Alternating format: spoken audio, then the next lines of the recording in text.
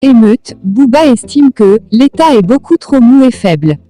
Pour plus d'informations sur ce sujet, retrouvez-nous après le générique. Mais avant de commencer, n'oubliez pas de vous abonner et d'activer la cloche de notification pour ne pas manquer nos prochaines vidéos.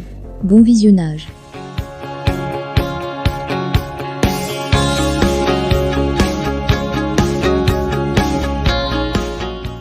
Le rappeur de 46 ans estime que les émeutes qui ont secoué le pays sont l'expression d'un mal-être, d'un ras-le-bol, de l'ennui en banlieue, de la situation financière. Interrogé sur les émeutes survenues en France après la mort de Naël, le rappeur Booba juge l'État beaucoup trop mou et faible et regrette que les jeunes n'aient pas peur de la police dans un entretien publié dimanche par les journaux du groupe Ebra. Le chanteur de 46 ans qualifie de triste bavure la mort du jeune Naël, tué fin juin par un policier à Nanterre. Bien sûr que c'était choquant. Le policier n'était visiblement pas en danger de mort, souligne Booba.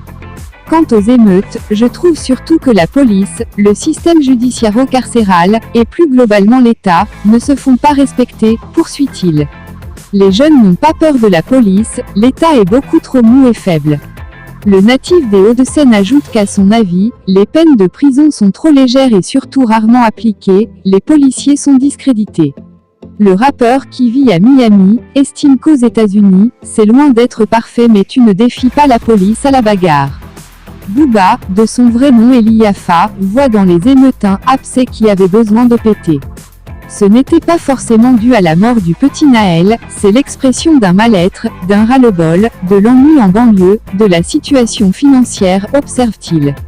Ils se sont défoulés, dit-il à propos des émeutiers. Ils savent très bien que ça ne résoudra rien, cette histoire d'exister.